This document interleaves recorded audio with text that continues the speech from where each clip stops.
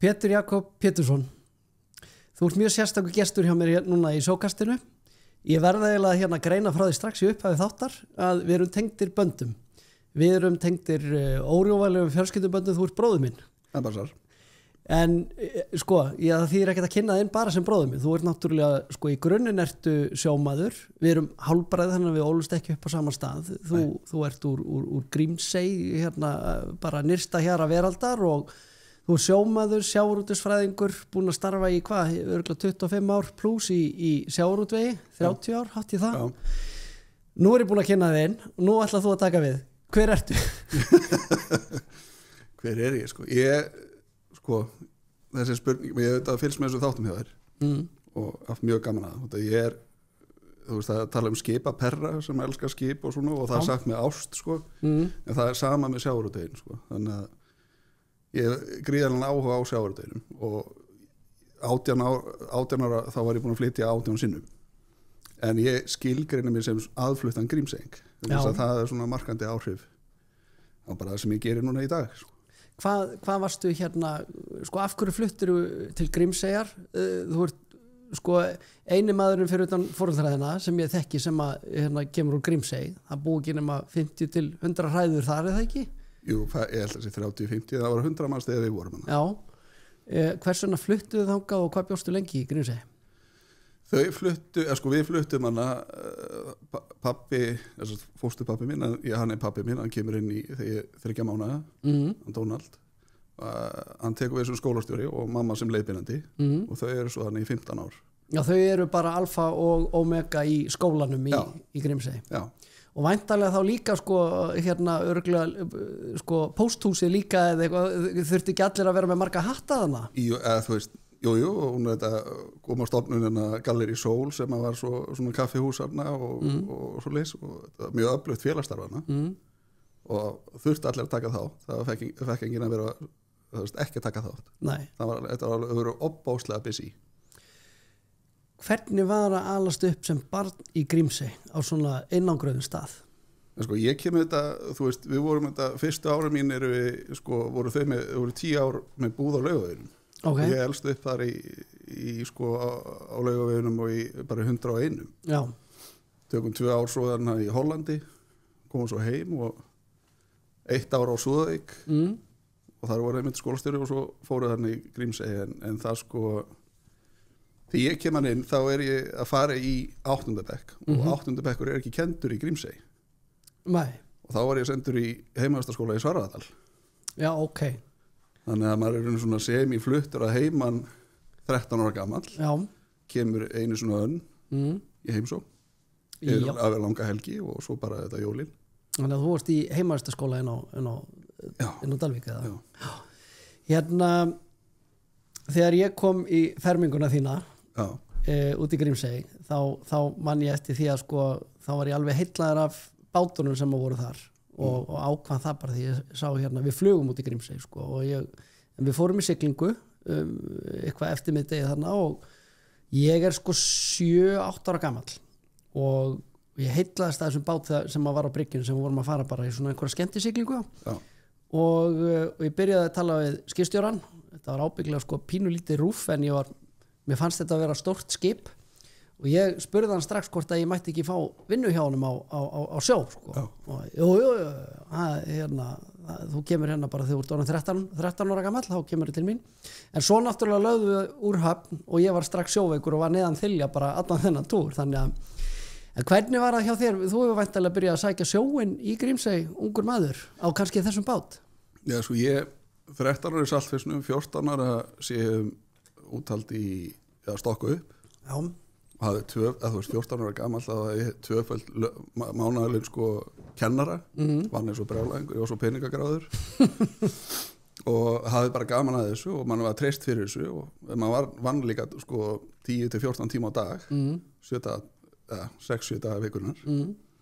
og hafði bara vel upp úr þessi og svo 15 ára ábyrjaði trillu með Jóhannes gamla, svo kalluðum. Hann var 70. Var það þessi sem að átti þetta stóra skip sem að ég talaðist þetta í plási hjá? Já, við vorum bara á Færeying þá, sko. Já. En ég átti rosalega erfitt alltaf með að vera, sko, seinna meir fyrir ég svo bara tógarana. Já. En þetta alltaf reyfingar á þessu, þótt á rómatíkin og horfa á Ísland, Norður Ísland skilur með eiginu þarna og þú veist þetta, maður sá þetta alveg fyrir sér og þetta var gaman þegar fiskaðist en þetta er hart fólk að vera þarna yfir veturinn og ég trúi því en þetta er opbáslega gjöful miðana sem hafa verið stutt að fara og getur alltaf að fara svolítið í skjóli við eigina. Já, og svo ertu líka í skjólið þarna fyrir hérna eftirlitsaðilum í löndunum og svo leiðis, eða ekki? Nei. Það er pass á það. Hérna, en svo fluttur upp á land og hérna, þú fórst, ætlaðir að fjalla bara svona hefðbundin mentavegi eða það ekki og... Jú, hefðbundin, ég byrja í EMA og ég fer samt í 5 framhaldsskóla. Já. Og hérna, en enda svo bara ég raunir út á sjó svolítið og ég er alltaf á sjó með skólanum og í verkvöllum og allt svona það er rosalega mjög þakkláttur þú veist, ég talaði alltaf að ég alist uppi á Samherja þú veist, ég var eiginlega búin að vera á flest öllum skipum hjá þeim og byrjaður hjá þeim fyrst á stóru skipi? Nei, ég byrjaði á Siglir síðasta túrin hérna, sem var Siglir sem var langstærsta skip Íslands yfir 198 eða 103 metra langt sko. Það var mjög spes túr. Var það hérna Siglir voru þeir í Barentshafi eða hvar? Við fórum hana á Reykjaneshryggjinn. Við vorum á Reykjaneshryggjinn, ok, já. Það voru sko Íslendingar sem voru að fara á hraunið eða nýkomnir á hrauninu. Já. Það voru Færeyingar sem við týndum hérna í landlegu, nei hérna Grænlendingar segi og svo var þetta Úkraínumennir og Rússar og svo 2 guttar hérna. 2 17 ára drengir? Já, 16 ára. 16 ára, já. Þú ert á Sigli áður og ferð svo í svona eitthvað hálfgerð skiptin á með það ekki til hérna Dóminíska lýðveldisins. Jú, þá stóð ég fram með fyrir ég langaði ekki alveg að vera í skólanum. Já. Var ekki alveg, þú veist, fann mig ekki alveg þar og hérna, og þá var það annarkvæmt sko að fara á olíuborpall í Noregi. Já. Skiptin á mig í Japan, þá í gegnum AFS eða þá Dóminíska lýðveldi sem ég hef aðgangað hérna í gegnum húmoristarhreyfinguna sem að faðir okkar hefur verið að keyra á. Já. Blóðfæðir. Og þú varst ekki þar í heilt árið eða eitthvað? Jú. Já. Ég fór Björgvin, ég tók bara einn góðan grálúðutúr og flaggatúr og lifði á því það sem eftir var. Já, þú hefur verið sparsamari heldur en ég fór eins og til Frakklands eftir góðan grálúðutúr og ég kom heim með skottið milli lapparna og alveg blankur eftir bara 3 mánuði sko. Heyrðu, já, og hérna en þetta er svona sjómennskan einmitt það að kynnast ungur svona því að vinna með hérna að kynnast svona dugnaði og kynnast alvöru peningum líka þetta getur bæði verið mikið lukka þetta getur líka verið svona leitt mann aðeins út af brautinu við þekkjum þetta fleiri að fara út af beinu brautinu í menntaskólanum og hérna og hafið tógar alltaf sko. Já, ég mun á frelsi, ég meina þegar mér langaði bíl og keypti ég mig bíl þú veist, maður hafði þetta frelsi á þessum tíma þá var ekki allir með GSM ég keypti GSM og þú veist, þetta var svona litli hluti sem að veitti svona vist frelsi sko. En hvað var það sem að heillaði svona mikið við sjómennsku fyrir utan hérna bankatekkan? Já, sko ég hef alltaf, og ég saknaði ennþá sjósins þessi samheldni, þessar sögur þetta er algjör saumaklúbbur og hérna og svo seinna mér þegar ég fyrir að vinna með skipstjórum og vinnslustjórum og svo leis Petrum bæta hluti borðið skipum að þá, þú veist, þetta er mjög klárir gaurar mjög, og vélstjórin er, þú veist, alveg saman hvað hendur ég með eitthvað, þú veist það er ekkert vandamál, það er bara verkefni og svo finna þér út í því. Já. Þetta er alveg, þú veist, það samfélagi er mjög skemmtilegt og þetta hefur verið vantarlega breyst svolítið núna, þú veist, ég man alveg eftir því það að veri frá því að vera að ringja í einhverja radíómiðstöð sko, hérna norður í Ballarahafi í að það núna bara getur ég náðu því líka undir lokin sko svona, þar sem var bara með internettengingu og ekkert vandamál að tala sko. Já, mikil þróun átt sér stað í svona tækni og samskiptamöguleikum sjómanna á þessum tíma frá því þú byrjaðir. En ég einmitt sko talandi rómatík við sjóin, með minnir að ég hafi verið einmitt 17 ára gamall í heimsókn hjá þér fyrir norðan og og verið svona eitthvað veltaði fyrir mér páska sko, var ekki gaman bara fyrir mig að prófa að fara á sjóinn í sumar og þá sko þá ljómuðu og geisluðu auguðin og byrjaði að tala rómantíkina við sjómennskuna, hafið og sjávarilminn og bara einhvern veginn, það var alltaf sléttur sjór einhvern veginn og svo hringi ég eftir fyrsta túr og þá var ég búin að sem sagt, fyrsti túri minn var mokveiði á Ísu og við stóðum þarna bara í aðgerð út í eitt það voru staðnar mikla frívaktir sko og í bara brælu og ógeði og ég kem þannig með sjóriði í land en reynda með ágætist þénustu eftir túrin og ég hringi í því og segi hérna, þú sagði mér ekkert frá þessu hérna, þú veist að ég væri bara eitthvað á kafi í slóri og hérna og svo náttúrulega bara þessar svakalegu öldur já, nei, maður gleymi því milli túra ég var eiginlega alltaf sjóveikur bara fyrstu dagana, já, ég poppaði sko sjóveikis hérna töflur bara eins og Smarties sko. Já og ég náði eitt skipti þarna sem að ég var mikið búin að pæla í sig hvort þetta var eitthvað bara í hausnum á mér eða ekki sko. Ég vorum 3 einu sinni á Þorsteini sem tókum 97 daga í beit og löndum út á sjó og hérna í síld þá sko vorum að vinna og frista síld hérna borð í skipinu endum alveg upp í norður Svalbarða þú veist á 67. degi þá breytist einhver hreyfing og kom einhver svona leiðinda kaldi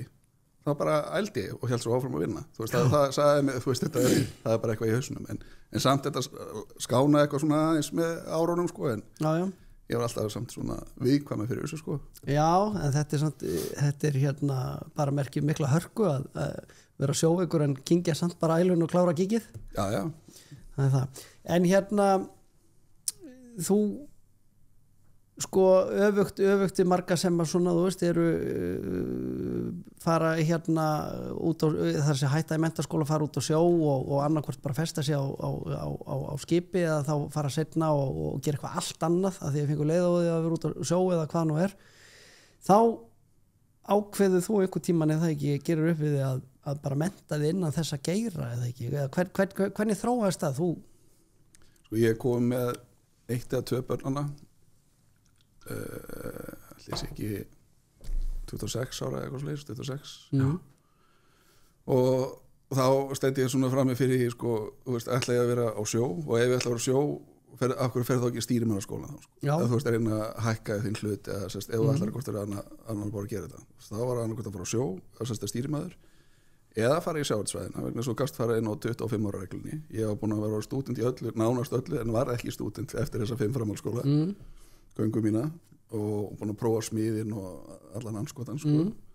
Og hérna en þá, þú veist og meira að segja skráði mig í flugnám að þú veist, svona prófaði sviðflugið og lenda og alltaf en þá, ok, ef ég ætla að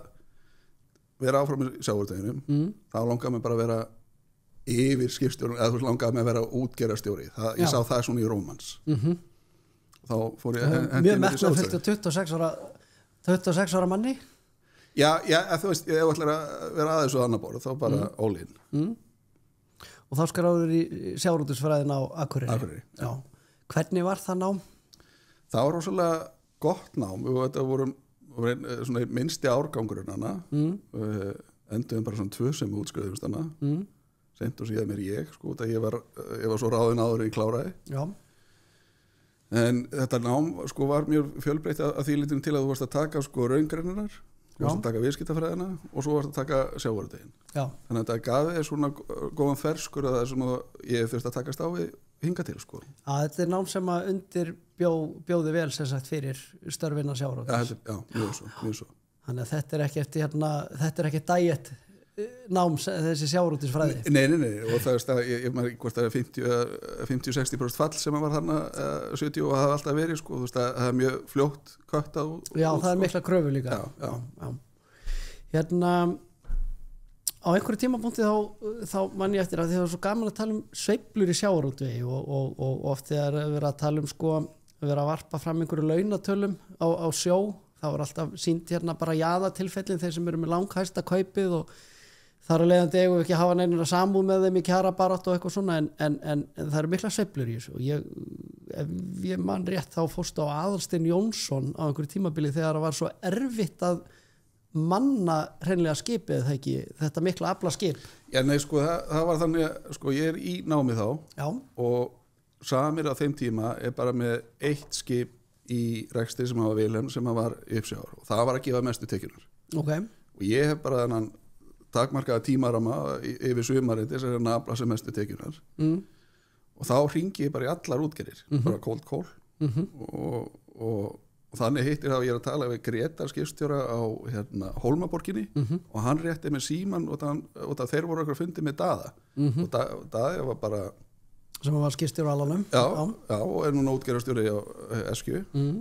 og hann segi, heyrðu, jú, það ætla ekki bara fínt að komdu bara bara, ég hafði enga tengingu eða neitt hana og alveg frábærir hana og fekk hana 1,5 sumar, ég fór líka á marketin hana og annað sumar skiptist og það var svona það fekk svona innsýnin í öðru þessi vinnufyrirkomulega og svona með að við milli útgerða þá fekk maður aðeins að svona opna hugan. Það er mikill kultúrmunur á milli útgerða eða ekki bara svona frá skipi til skips og milli útgerða. Jú, skipi til skips þetta veistu þetta sko það er svona viss þú veist bara atmó og stemning í skipum og það var þannig bara ég hringdi í skrifstofuna og svo þá þú veist ég gæti fara eftir 4 tíma ég gæti fara eftir 4 daga eða viku eða 10 daga þú veist það var vanlega þannig ég var mjög lánsamur með það og svo vann maður sig upp bara þú veist og far bara rep eða fara eitthvað orðspor eða þetta nota þig og þannig að ég mjög þakkláttur þeim fyrir það sko, maður komst alltaf í svoleiðis en þarna sko ég hef alltaf verið 6 og 6 og 6 og þarna var alltaf 8 tíma vaktir þú landaðir ekki upp úr skipinu sjálfur þú átti bara frí, farið bara að fá þér hamborgar á pullu eða hendir í sund eitthvað og ég bara þú veist maður var vanur bara þegar þú ert á sjó þá varstu bara og ég vinnu frá að kemur að skipin og þá þú fer frá skipi bara luxus á eskfyrringunum já, það var svona þú veist, þetta var mjög þeir löndu þetta alltaf heima það líka þannig að það var gott fyrir mennina að þetta geta komist líka aðeins heim og fengið smá svona detox aðeins sko og kannski líka öðruvísi af því að þetta er svona þeir sem eru operatíft borði í skipunum hérna, þú veist, eins og Daði og pappans þetta er svona owner-driven fyrirtæki já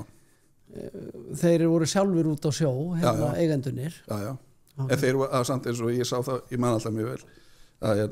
þetta var svona 4 skipt þessi vakt sko þannig að á einni vaktinu þá varstu bara í fríi og fylltar á einhverja kassa en annars varstu bara í klukkutíma fríi já. Þetta var á Samir að það var bara að losa sikkur mannin á sikkur vaktinu og það hefði gengið alveg jafn vel sko já. En þarna var svona bara aðeins öðru þessi þangagangur sko ok hérna svo fórst að róa hjá Samherja eftir Allan eða ekki Jú, ég hef alltaf meira meina bara verið þú ert alveg upp hjá Samherja ég er alveg upp hjá Samherja og fór í erlendu útgerðina þeirra Ertu með Samherja tattu á þér einhvers staðar? Nei, það er bara hérna inn í hjartanu Nei, þeir að reynsmjölur opáslega vel og þetta er opáslega gott fólk og ég þekki þeir ráða minn hann inn á skrifstofuna eftir áður en í klára og þá er þetta eftir fjármálarunnið að þá þurfti að snúa svolítið erlendu útgerðinni í það þegar þetta var bara svona magndrif bara framlega í að þegar framlega meiri í gæði þannig fekk ég það hlutverk að fara og segja 28 ára gamall að segja sko 60 reynslu hundum sko hérna skipstjórum hvernig þeir að hafa veiðar og svona og þetta og þurfti að reyna að fá þetta samstarf sko sem þá gæðastjóri sem gæða og framleiðslustjóri fyrir fyrsta skipið með uppnefni Gæðapétur já og fór á milli skipa þannig bara í Ballarhafi og þú veist í Barentshafinu hávetur og á einhverju gúmmitöru og var alltaf hlustað á 28 ára gemlingi sem að var ja, þú veist jú, ég fekk rosalega góðan stuðning þetta frá Haldi Gretarsson var hann yfir DFFU já, þýska armi Samherja já, og fekk rosalega góðan stuðning upp á og bara við settum línu og ég fór þetta eins og crossfarið þarna fyrsta árið og var ábyggilega ömulur já að því lítum til en svo unnum við saman og þeir héldu sögðu mér að segna það alltaf haldinn árlegu fundur, skipstjórar og yfirmenn og velstjórar og vinslumenn, þeir heldur svona fund alltaf ársfund og þeir heldur fundskipstjórnir hvort það ætti að reka mig ég komist að því að væri kannski, já, við þurftum kannski aðeins að bæta okkur aðeins en þetta snýst svo mikið samvinnu já að þú veist það var kannski þeirra hagur líka svona að reyna að vinna með þér en ekki á móti þér já, en þú veist það var líka mitt að útskýra af hverju að gera þetta já. Þú veist að koma með þá frá sölinni af hverju markaðurinn kalla eftir þessu, þú veist þess að við getum keyrt inn á vissa markaði vegna þess að þú varst bara, ef þú varst eins og framleiðslan var, þá voru við bara fyrstir út á markaðurinn og þá var bara erfitt að selja, þá safnaði bara byrjuðum. Þú hefur væntanlega líka fengið kannski meiri trúveruleika fyrir þær sakir að hafa verið sjálfur í fiskvinnslunni, að hafa verið sjálfur á sjó. Já, og ég hafi verið á þó nokkrum skipum þarna, á þessu þýsku skipum og kannast líka og þú veist, og þá þurftum maður að dusta reiki á þýskunni og spænskunni sem maður lærið þarna í og talaði Portugaluna, maður þurfti að ná til allra mannaðan borð til að gefa þeim þess að sýn í hvað erum við að vinna í hvað átt erum við að vinna að sko. Hver er munurinn á kultúrum borð í íslensku skipi og skipi sem er bara manna með Þjóðverjum eða Portugalum eða þetta var grettistak sem að þeir unnu þarna sko Óskar Ævars og Haraldur og svo skipstjórnin sem að fóru svo með þýsku skipin þeir voru vanið því að vera bara 90 daga túrum já og svo var bara, þú veist, það var frælager sem var bara fríhöfn, 2 í viku var fríhöfn þar sem þú gast keyptir sko kassa bjór eða dottið í það bara borð eða 4-6 lítra, já bara fengið svona smá, þú veist að það var ekki menn þetta voru rakir hana fyrir þann tíma, skilur það var tekið svo fyrir þetta já. En þetta, þú veist þetta er allt annað hugsunáttur og svo líka þetta sko, þessi samvinna ok, strákar við verum að keyra núna smá ísu og reyna að fá helstu þessa starða ísu ef við getum farið í þannig ef það er einhver smá ísu, keyrið það úr henni ekki bara eftir þess að ná tónunum sko. Akkurat þannig að þetta samspil og það er það sem að er ólíkt eða öllum öðrum útgerðum sem ég kynst í og þú veist við vorum í þýskum, frönskum portugalskum breskum norskum, þú veist, ég er búin að kynnast alls í mörgum útgerðum í hvernig er verið að vinna og þessu hugsunagangur sjómanna og svo eiganda eða þú veist landvisla þú veist, þetta er hérna á Íslandi er þetta þú veist samhellin og það gerist ekkert yfir nóttu sko. Nei, förum að sér í það þú fórst setna í framhaldsnám í sjávarútvegsfræðum í Noregi, eða ekki? Jú, ég ætlaði nefnilega ekki að vera einn af þessu sem að, þú veist, ok, þú klárar ekki stúdent og klárar ekki sjávarútvegsfræðina, þannig ég hendi mér í Mekka sjávarútvegsfræðinar sem að var í Tromsø. Já. Flutti heili familíu þangað og smelti mér svo í jólatúr ísfisk þar og þú veist, eitt af þessum að ég ákvaða af hverju ég fór til Noregs og að það að sjá, ok, hvað er normin að gera og hvað, þú veist er eitthvað munur þannig á milli og svo leiðis. Já, við berum okkur gjarnan sama við nágrannalöndin og meðal annars í sjávarútvegi. Já, þannig við erum að fiska eitthvað þarna og þá er sko, þá er það rétt svona lélegir IKEA hnífar sko og þetta handhausa það með einhverju sko málbóðahætti sko. Nýri í lest eru bara fiskikassar og það er þetta flegi þessu bara 4-5 metra vegna þess að það var ekki gert ráð fyrir einhverju rennu eða einhverju aðgengi að þessu þarna og svo er ég eitthvað upp í brú og spyr svona kapteininn hvenær verðum við svo komnir í höfn svona upp á þú veist bara vita hvenær er það var ekkert að mér lág ekkert á eitthvað þannig komin í höfn, ég bara fyrir höfn þegar ég segi Já Þú veist, og þetta er ekki þetta samspil sem að maður þekkir eins og hérna sko vinsluhúsin þau kalla eftir ok, við erum að fara þú veist, það er eitthvað prómo í Þýskalandi eða Fraklandi og ég þarf að fá sirka þetta og þetta og þá láta þau skipin vita og þá vinslast reyna að ná í þetta strákar og svo vinna þetta saman. Þannig að það er ekki jafn mikið svona professionalismi í útgerði í Noregi eins og við þekkjum hérna á Íslandi. Þetta er bara aðskilið, þetta er svolítið þessi hugsun áttur sem var hérna hjá okkur, skipirinn kom bara þegar skipið var fullt í land og svo bara sjá hinir þetta að selja þetta og græja þetta Hvernig þessum málum háttað í Noregi er algjör aðskilnaði milli útgerðar og vinslu þar? Já, ég held að það er eitt fyrirtæki sem með á skip með kvóta og svo landvinnslu. Já. Og það en annars þetta algjörlega aðskilið og sko eins og núna vinn ég fyrir Optimar sem norskt fyrirtæki og hefur nú verið mikið þar úti og ég spyr alltaf þegar ég fyrir heimsókn svona í þessu vinnslu hvernig að fá afla og hvað það að vinna og þá er kannski að vinna 2 daga og 3-4 dagana þá það bara á atvinnuleysisbótum 75% borgað af ríkinu og þeir borga svo rest þannig verið að keyra þessar landvinnslur þær að lepa bara döðun og skel Já, þannig að þegar í allri auðlinda umræðinu í vor og sumar verið að benda á hvað þetta gengur eins og smurð vel heima og svo kom einhverja gagnrýnisraddir á það þá verið að innvikla Noregi í umræðuna þá hefur þú séð þetta og reynt á eigin skinni að þetta virkar ekkert svo rosalega vel í Noregi. Nei og sér að við komum hana í hús löndum hana við fristuhús sem var með splungun nýjar kúrióvélar sem við þóttum að fínast að þá Já. Með vaskur og allt svo leiðis þess að öllu skipa bara beint í Danmörkur Já það var engin verðmæta aukning þarna til í sko og það sem að þú veist í mínu starfsferil þá hefur reynt að vera á mismunandi stöðum við borðið ég hef verið í framleiðslu, ég hef verið í sölu ég hef verið í innkaupum eins og þegar ég bjó í Þýskalandi þá sér maður svona þú veist hvernig þú veist hvert skref að gefa svona 20-30% aukalega í verðmætum Akkurat og þú veist við höfum, það ekki út af að vera svona miklu snillingar við höfum bara takmarkaðar magn heldur en aðrir hefum ekki verið að geta keyrt eins og á þessu magndrifnu eins og normennin hafa sem dæmi hafa gerst að þá þarfst að hámarka við hvers kíló Já, það hefur líka kannski gerst líka svolítið náttúrulega með tilkomi kvótakerfisins að raðirna hafa þjæst eða þannig þetta eru færri aðila sem hafa kannski svona náða besta það hvernig þið ná sem flestum krónum út úr hverju kílói Já, svo það líka þannig sko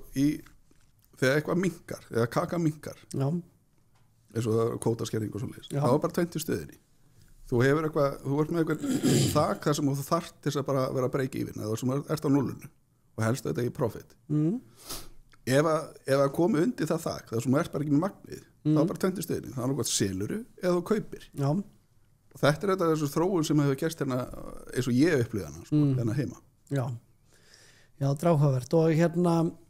það sem hún nefnir líka sko, við þorfum heima hjá flestum útgerðum eins og ég þekki bara frá því að hafa verið hjá HP Granda og Brimi og Öguvík og svona að það þú ert með einhverja fjárfestingu sem er bundna í skipi og einhverju vinslu og þú vilt aldrei hvíla stálið eins og er sagt, þú vilt að skipi sé í notkun 365 á ári eða alltaf því fyrir utan sjómannadag náttúrulega og aðfangadag og jólin og eitthvað svona en þú vilt hafa þetta í notkun sem flesta daga ársins og allan sólarhringin en ég verð enda líka kynst þessu á Íslandi á ónefndu skipi þar sem er ekki markvist útgerða form ég kynntist því náttúrulega þegar ég byrjaði á sjó bara strax á Sturlaugi á Böðvarsinni að það var einmitt farið út með það markmið þú ert að fara að ná í 70 tonna karfa þú ert að fara að ná í 50 tonna ufsa þú ert að ná í 30 tonna af þorski og það er ekkert farið og það svo er bara einhver ákveðin löndunardagsetning sem er líka fyrirfram ákveðin þannig að passi við vinsluna í húsinu en ég kynsti líka að vera hjá ónefndri útgerð bara svona afleysingatúr þar sem að var bara farið út í einhverju fokki eins og sagt þá bara farið að skrapa eitthvað mestmegnis grjótkrabba langar mig að segja það er þannig að það er svo sem alveg til ennþá leifar af þessu gamla Já, ég meina það er mentalitið heima þetta er einmitt að láta skipin tikka inn sína fjárfestingu og ég meina þetta er sama alveg hvað iðnað sem er til þess að hámarka virði þína fjárfestingu þá er þetta láta hann að vera rúla þannig að sé að koma eitthvað inn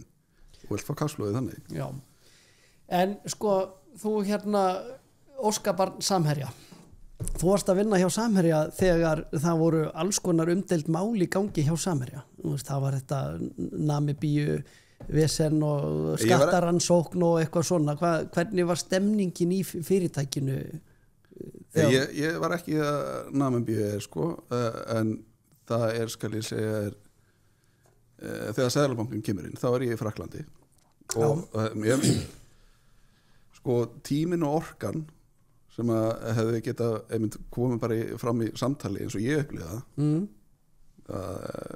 en ég ætla ekki að fara dýpra ofan í það en mér fannst það mjög að endalaust vera að sparka í þetta það er endalaust að vera þú veist ekkert bara samir, eða þú veist ekkert bara samir það er verið rosalega mikið að vera að sparka í sjávarútveginn sem að þú veist við stöndum á öxlum okkar forfeðra sko já. Og það í sjávarútvegi fyrst og fremst og svo eru nýjir geirar að koma fram sem betur fyrr, sem bara frábært en þú veist það, fólk átta sig ekki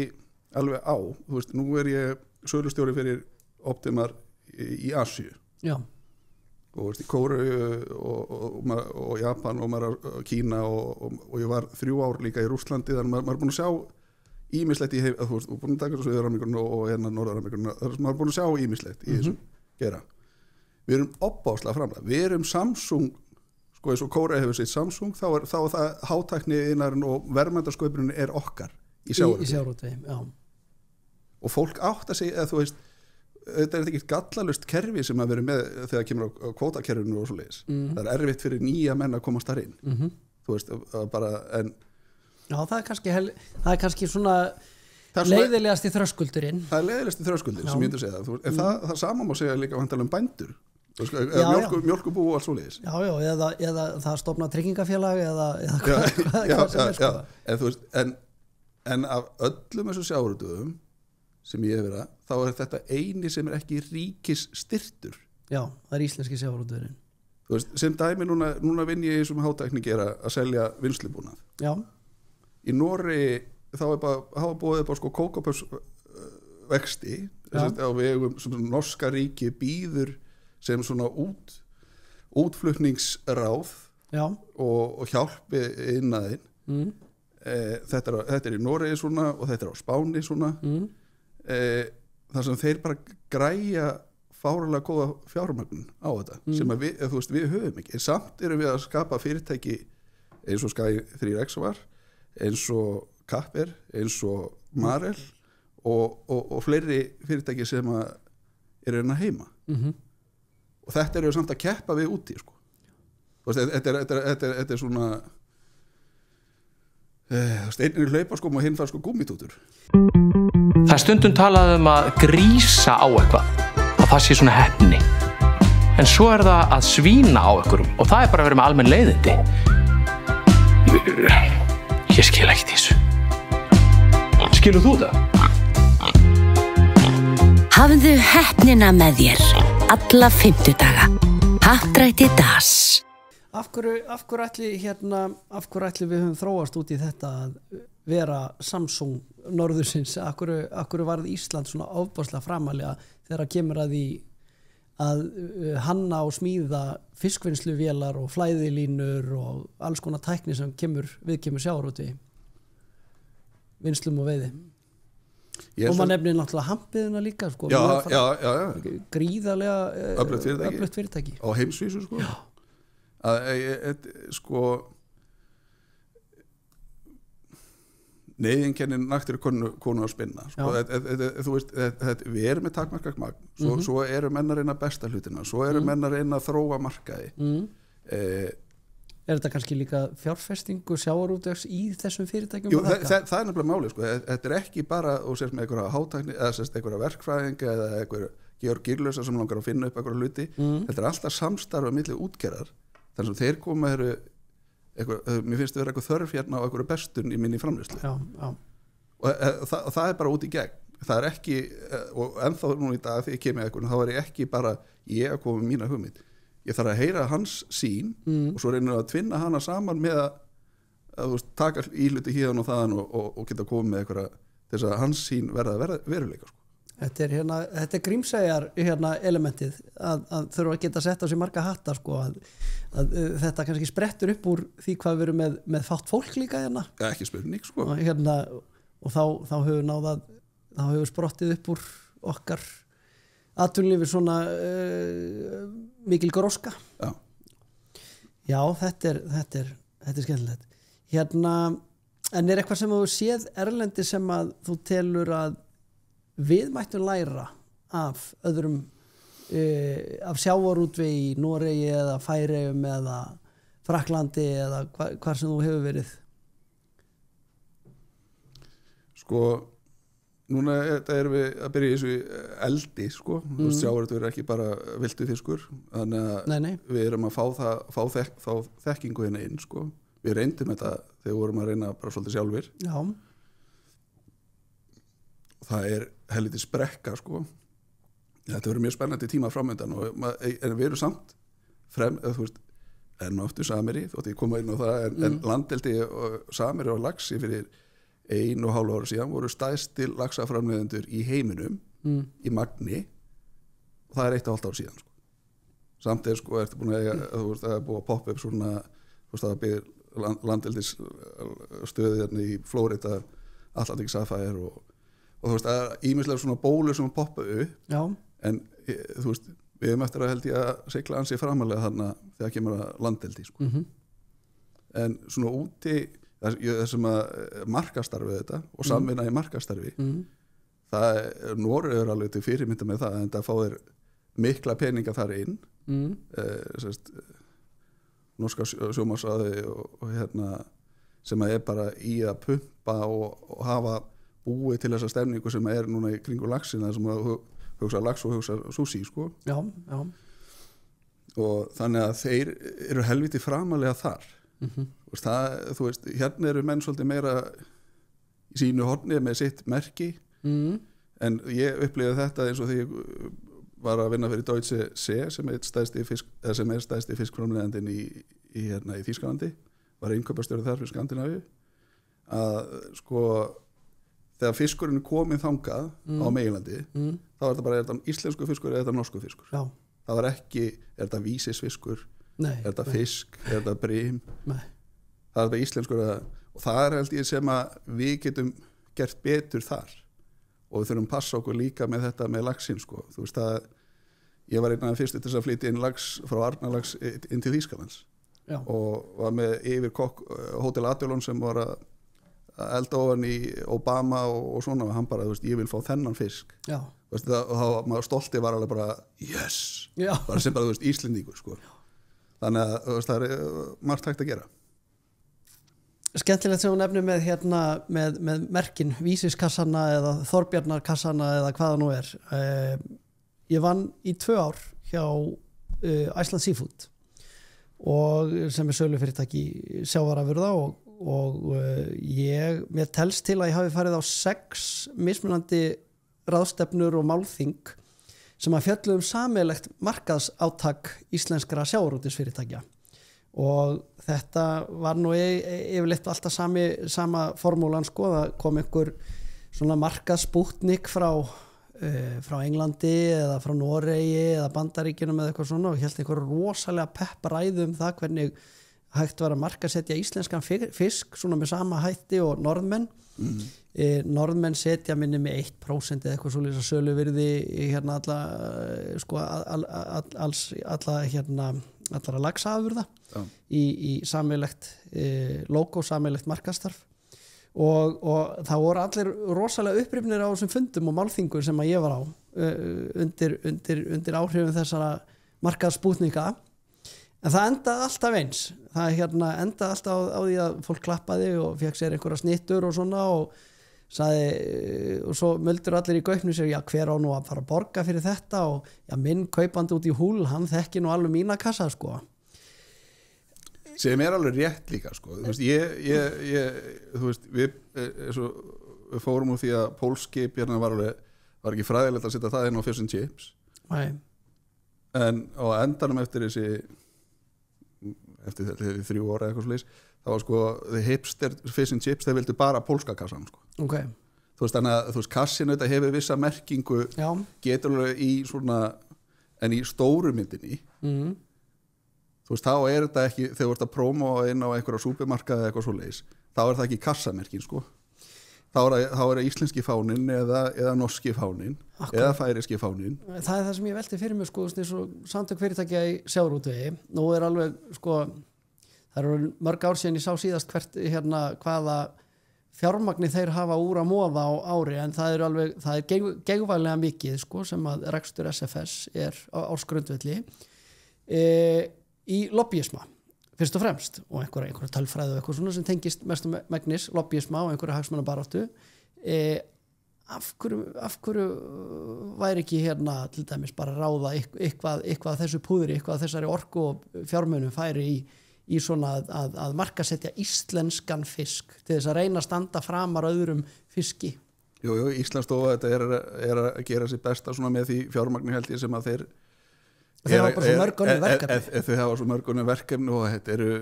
lítil verkefni og þarf að vera konsistent sko, þarf að vera present og þú veist að vera,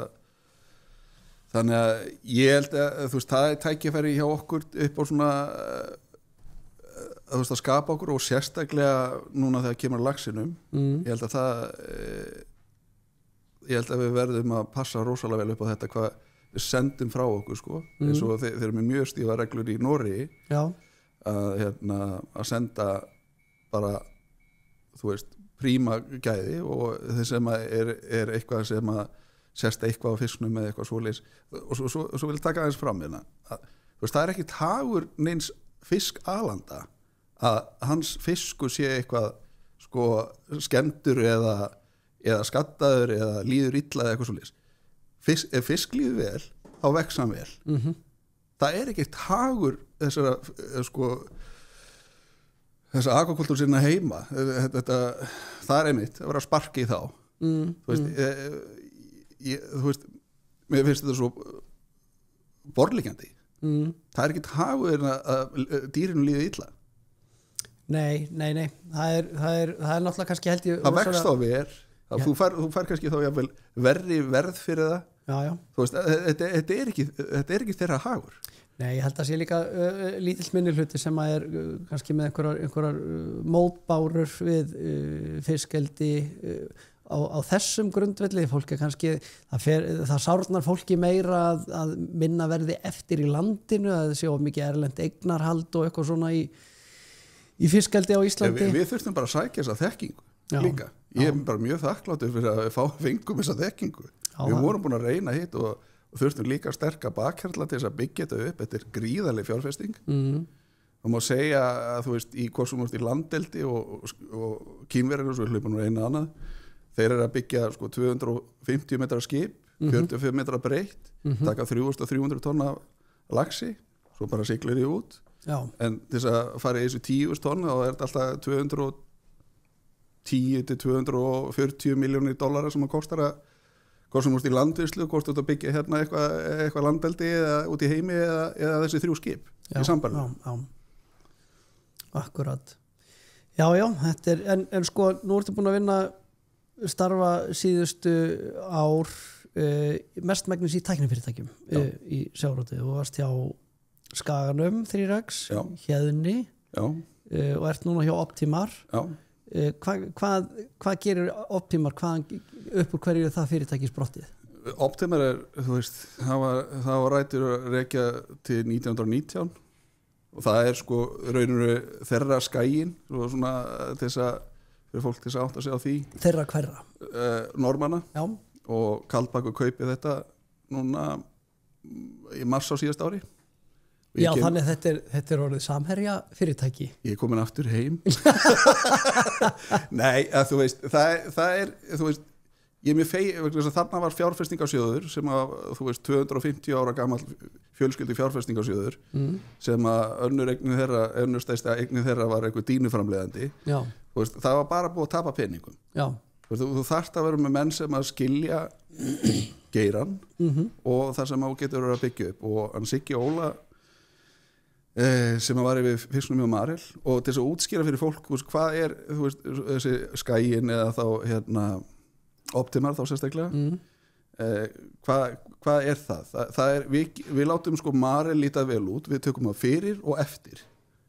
Fyrir flökunarvélina eða fyrir skurðavélina og þannig við sjáum með fristingunum og sjáum með frumhlutana og heildar hönnun á þessu að sjá hönnun og smíði þá á færiböndum og öllu sem kemur við og þess að keyra kerfinu frá A til Ö fram að fínu vélinni frá Marel og svo tekur Marel allt kreditið svo líta þeir vel út sko. og þeir gera þetta mjög vel og þeir eiga sína flæðilínu og flokkara og allt svona sko. Þannig að við erum svona fyrir og eftir og erum með þetta í öllum geirum við erum í aquakultúrnum, við erum í á skipum, við erum í landvislum, hvort sem hvítfisk eða uppsjávar með þess að í krillinu, við erum í öllum heimsálum það þannig að installations sem við erum með þannig að þetta er alveg stórt fyrirtæki sko, mikla sögu. En í þessum tækni hluta sjávar útvegs okkar Íslendinga við hugsaum það sem eina heild við sáum Marel taka svolítið duglega dífu sko í virði bréfa og svona fyrir, hvað ekki 2 ár síðan má vera tíma rammi sig eitthvað skólast til hjá mér en erum við komin að einhverju þaki, erum við komin að einhverju þolmörkum eða höldum við bara áfram að leiða eða draga vagnin í Nei, þetta er búið að vera helst harki í þessum tækjagjara eftir í COVID kemur svo er það post-COVID þar sem stálverð og allt eða þess að flutningsleiðar eru búin að hækka og svo kemur stríðið og þá hækkar stálverð og svo eru vextir þannig að þetta er ekki búið að vera eitthvað ég kallar þetta eyðimörku árin svolítið eftir þetta var alveg ógeðslega gaman hana fyrir COVID að vera að selja inn í Rússland Já, það er nú kannski líka skýrir stóran hlut af þessari hindrun sem að Marel lenti í var ekki bara orðin drjúgur partur af þeirra viðskiptum að selja tæki og setja versmiður í Rússlandi á þeim stóra markaði sem að Jú, Optimar hafði það sama sko. Þetta er gríðilega stór markaður og var á mikilli ferði og svo, ég man að við vorum með viðskiptahindranir Íslendingar og mættum ekki selja fisk þar sko en á sama tíma var ég að ferðast í flugvél með framkvæmdastjóra sölu og markas Volkswagen í Rússlandi og Kazakstan og þeir voru að henda fleiri miljardum í uppbyggingu á okkur versmiðana evrum en við máttum ekki selja sko loðnu eða síld Var það gert gegnum einhverja baktjaldaleiðir gegnum Suður-Kóreu eða eitthvað svoleiðis? Nei, þetta er bara þetta var, nei, alls ekki sko Nei, bara mismunandi vörur Það er bara mismunandi vörur og þú veist hvað menn þetta, Færeyingarnir heldur áfram að selja skilur Nú kom eitthvað smá bakslag hjá þeim reyndar í Já, núna í lokin sko en það er bara ár kannski síðan eða eitthvað Þetta er matur þetta er ekki Ef ég mann rétt þá er sko þá voru útflutningstekjur Íslendinga komnar upp í einhver 10-15% til Rússlands fyrir fyrra Krímskagastríði 2014 þannig að Rússar voru stórt viðskiptaland okkar bæði í því að kaupa okkur sjávarafurur og einnig í stór viðskiptavinur hjá stór fyrirtækjum á borði Marel og Skagans eða ekki og Nausmarinn og Frost og það voru fleiri sem að fyrir fyrirtæki það er nefnilega hellingu sem að þú veist, menn hugsa sjáur og hugsa bara eins og þau segja örfáa fjölskyldur þetta er, þú veist, það eru opbáslega margir sem hafa lifibrauð að þessu Já, í öllum þessum fyrirtækjum öllum smíðafyrirtækjum þú veist það þarf margar hendur til þess að koma þessu á stað og líka ná þessu á þessu leveli sko. Hefðirðu vilja sjá Þórdísi Kolbrúnu andaði svo inn í magan og ekki loka sendir á þau Íslendinga í eina landið sem lokuði, þetta er bara fáránlegt að mínu mati ég var í heimsóknuna þegar Guðni var og heilla alla upp á skólanum bara með kurteisi út að hann kunni smá rússnesku og þá horfðum maður svo grjóthörðu forstjóra sem maður búin að eiga við rússnesku sem auðvitað bara eins og smástelpur að reyna að fá selfies með honum og en þú veist í kaldastriðinu vorum við að eiga viðskipti við Rússa þegar fjármálahrunni verið voru Færeyingar og Rússar sem bjóða hjálp hvað gera Bretland sem ég mun seint fyrirgefa, þeir henda okkur hryðjuverkalögum á svona hollendingum þú veist þetta ömurlegt og þú veist, ég var hann úti það voru opbáslega mikið á Úkrænumönnum sem voru í þessu fiskvinnslufyrirtækjum líka sem voru orðnir svolítið toppar þar þetta svo eins og ég upplifði það voru Úkrænumenn og Rússar þetta svona svipað svo Íslendingur og Færeyingar þetta svo nátengt þetta mjög nátengt það það og hérna en ég er ekki hlutlaus í þessu þú veist, ég var í íslensk-rússneska viðskiptaráðinu og þú veist og var 3 ára og kunni mjög vel við það og ég kunni betur við þá aldrei Þjóðverja svo segir maður bara opinbert að þú veist, ég átti með ástu nær okkur í hugsunargangi og svona ég sakna þess að geta ekki ferðast til að þú veist, að fara þarna reglulega það þetta bara var stríðsbrölt hana og ég vona að hætti sem bara allra sem fyrst allra fyrst en það verður svolítið brekka nefnilega sko ná upp þessum samböndum aftur eftir að hafa slitið svona harkalega á þau get ég mynda mér mjög, ég held að það verður bara mjög erfitt sko það það sem framundan í sjávarútvegi þú sem svona mikill tækni spesialisti búin að starfa hjá þessum stóru fyrirtækjum eru sóknarfæri fyrir íslensk fyrirtæki í sjávarútvegi framundan eru nýjir markaði sem að hægt að leggja undir lönd eða hvað sem að sko sem að var gert rosalega mikið var að menn eins og ég kom inn á þetta á samstarf að þú veist að vinnsluaðilin eða útgerðaðilin hafa með einhverja hugmynd og menn unnu að einhverju hugmynd í sameiningu með einhverju tæknilausn og gafst þróa þetta svolítið saman og það með flest allar þess að flottu nýjungar sem að við erum að selja nú út allan heim hefur komið í þannig samstarf ég veit ekki, nú búið að þrengja ansist stakkin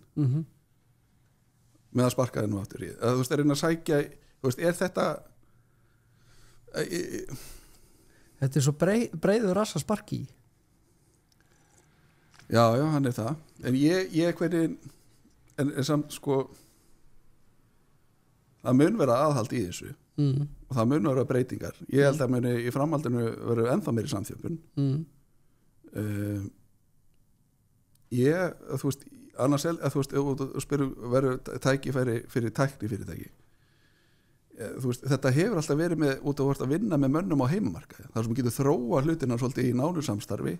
meðvitaður að þú ert ekki að selja eitthvað tilbúna vöru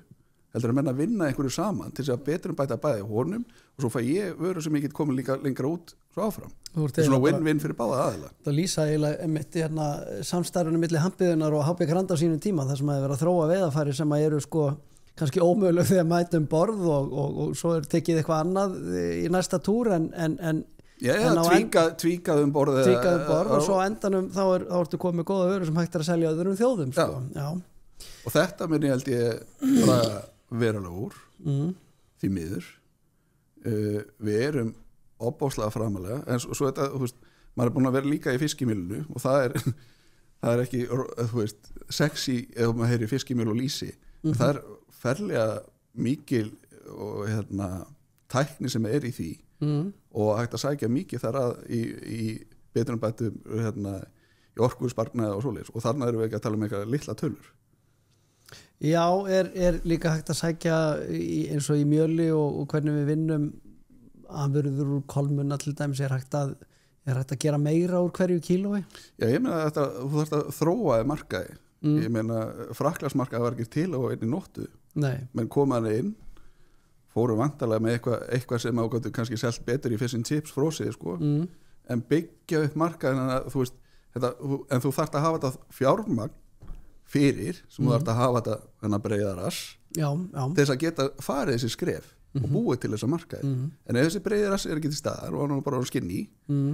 þá verður bara minna þetta að mínu ég eftir að sjá þetta spilast út sko. ég held eitthvað hérna því miður að þetta var svona mjög skamsýnt sko. Ég vona allavega þú veist, og tengja við norska markaðinu gerðu þína heimavinna og skoða eins hvernig hvað ert að keppa við Já, segðu mig það, auðlindagjaldið þú ert búin að setja greinlega betur inn í þetta en ég með tengingu við norska Nei, þú veist, ef þú með norsku markaði þá ert að tala að það einhverja vinslur í Noregi sem að megna að vinslurum að fá rík, þú veist, að borga kannski 65-70% af þeirra launakostnaði kemur frá ríkinu heldur það skekk ekki í myndina? Heldur betur. Þú veist, það er meira bólmagn til þess að leyfa sér að selja ódýrar eða kaupa dýrar, skilur þú veist, ríkið hvort að taka part af þessu þannig, og þú veist menn tala ykkur, þar þetta líka byggðastefna og sem að við getum hort til, sko, ég meina þar getur við fara að búi norður í Raskati og byrja á litlu trillu og fengið þinn krabbakóta sem borgar úthaldið svolítið út árið, fær þann frían og svo þetta vinna þessu upp, þannig að þú getur gert þetta það höfum við ekki hérna heima. Nei, það höfum við ekki heima, við erum með strandveiðkerfið. Já, strandveiðkerfið, það er það kveikt ekki mikið glampa í augunum að heyra það? Nei, er það bestun? Þú veist, ég hugsa öllum business og svo leiðis, er það hagkvæmt bæði fyrir, sko, sérstaklega fyrir þjóðfélagið? Byrjum bara þar, erum við í plús þar? Nei, þetta er eiginlega bara svona eins og að reka sundlaug, þetta er bara samfélagslega ákvörðun og við ætlum að halda þessu úti sem einhver svona sagnaarfi eða einhverju svoleið, sko, eða þetta er bara einhver svona partur á einhverju þjóðlegri sjálfsmynd. Já, en ég meina það var hægt að koma með gagnrýni á það að ég er frá útgerðinni, stærri útgerðinni og en þú veist, en ég man líka eftir, þú veist, þessu dagakerfi og hvernig menn voru að hlaupa í dagakerfi eða þá henda sér í kvóta og svo selja sér út og kaupa hitt og vera með nokkra báta, þú veist þú veist, hversu mikil endurnýjun er í raun og þessu strandveiðiflota? Ég þekki það ekki. Ég væri rosalega til að segja okkur úttekt á því. Já, hversu margir nýjir hafa farið inn í? Hversu er þetta nýjir? Þú veist, og sem að eru bara ok, þú veist, ég held að hugsunin strandveiðina hafi verið fín, kannski upphafi, svona svolítið rómans upp á svona, að geta róið þinn og áttinn bát og ekki sem lifibrauð. Þú veist, menn eru að horfa alltaf sem eitthvað lifibrauð. Það er bara að vinna 3 mánuði og liggja eitthvað hérna 9 og bara belja upp hérna á tenni eða. Þú veist, ég er ekki tilbúin að taka í þátt í svoleiðis. Nei. Þetta er hérna. Eða að vera að sækja fiskin hérna bara hérna á eitthvað ormafisk eða eitthvað. Ég held reyndar, ég vona það allan að menn eru byrjaðar að hugsa gæði. Já, það er búið að skána mikið frá á síðustu 15 árum. Það held ég að sé alveg ugglaust, hægt að segja. Og kostnaður við að, þú veist, að bjarga þessum skipum hérna endalaust hérna út allt sumari sem maður að heyra eitthvað hérna öll hró sett hérna á flot. Þú veist, þegar útgerðin stóra er búin að vinna svo markvist í því að upp á öryggi, sjómannöryggi og það er bara, ef það eru slysum bóra þá er bara massív rannsókn og hvernig getum við komið í veg fyrir að gerist aftur? Þú veist, þetta er svolítið svona 2 ólíkir heimar en Já, þetta er þá bæði pólitísk og samfélagslega ákvörðun um að halda út í þessu kerfi, sko. Það er en þetta er sennilega ekki hagkvæmasta. Þetta er einhverju haldaði fram að þessi byggðastefna að það glæðist líf í litlum höfnum eins og Arnarstapa eða Norðurfirði eða í 6 vikur. Já, í einhver tíma. Ég myndi óska þess frekar að þessi Arnarstapa myndi fá sem kvótan og geta gert eitthvað úr ferðamennsku eða eitthvað sem er meira permanent og eitthvað lengur heldur en eitthvað 6 vikur þú veist bjórböðin á Áskósandi mér varst það briljant þú veist að vera með eitthvað svona öðris eitthvað sem að og þau eru heimsótt allan ásins hring. Það er alveg greinilegt, þú er búin að gleyma því hvernig var að vera á trillu í Grímsey. Nei, þú veist, ég auðvitað myndi maður óska þess að það veri hægt en ekki, þú veist, þú farið ekki bara að gefa í hendun og það er ekkert svoleiðis í lífinu. Nei, það er rétt. Hérna, hvað er það sem heldur þér í greinni? Af hverju hefur ekki bara einhvern veginn á síðustu 10-15 árum hugsað með þið bara, heyrðu, það væri geggjað að fara út í banka. Af hverju sjávarútvegur? Mér finnst það bara svo ógeðslega spennandi. Ja, þú veist, þegar ég fór til Rússlands þá fór ég ekki með hugsun að maður langaði að selja búnað. Ég fór með hugsun að ég ætlaði að taka þátt í þessari sko byltingu sem að þeir ætlaði bara að hoppa áratugi fram í tíman í þróun og taka þátt í því og sama horfum við núna til Asíu það sko þeirra vinnubröð núna eins og með makril og Kórea sem dæmi með svipuðu stærða makrilkvóta eins og normenn en þeir eru að há þetta og 70% af hann fyrir bara í dýrafóður þeir eru að vinna sömu vinnubröð og við vorum 1950 og 60 samt er þetta sömu aðlar og færa Kia, Hyundai, Samsung en bara útvöður hann á allt þetta skrifa eftir og mér langar að taka þátt í því sko. Já, þú færð kikk út úr því að hjálpa öðrum upp að það plan sem að við erum á eða þannig og taka þátt í þróun Já, og maður fara að vinna með opáslega ólíku fólki ólíkum þjóðfélagshópum ég myndi ekki nenn að vinna með sjálfu mér sko ég vil að maður sé að vinna með einhver sem að hugsa öðru en ég já. Og mér finnst þetta bara svo spennandi í hvað er hægt að gera og þú veist já, ég er bara rosalega gaman að þessu og þú veist ég er mjög lánsamur í því ég fæ að vera svona súkkulaði ég kem inn í eitthvað fyrirtæki ég er engin ógn fyrir þetta fyrirtæki Nei. Þannig ég fæ að hafa þetta samtal og við fáum þetta opið samtal Þú ert aldrei í hlutverki besserwisserinn sem segir hérna mönnum hvað þið sé að gera hlutina aðbalega Nei og hvernig þið geti gert þetta betur Nei, en ég hef gaman að samt að sýna þeim svona þessi bara hendin litlu vídeo hérna á síma eða á skjá eða hvað er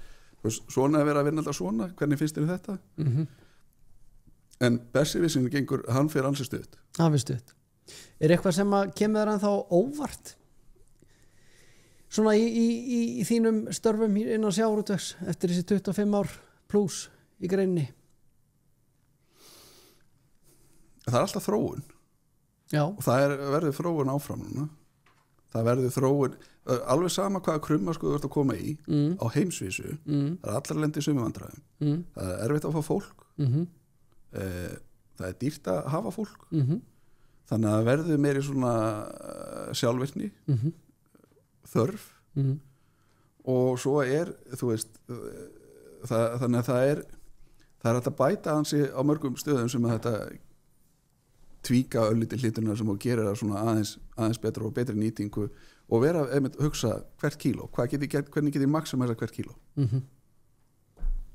Þetta er sjávarútvegurinn í hnotskurn hinn íslenski sjávarútvegur allavega hvernig getum við bestað allt sem við gerum hvernig getum við hámarka verðmætin Pétur Jakob gaman að fá þig Sömuleiðis. Takk fyrir koma í sjókastið Takk Ef öldurnar breyttust í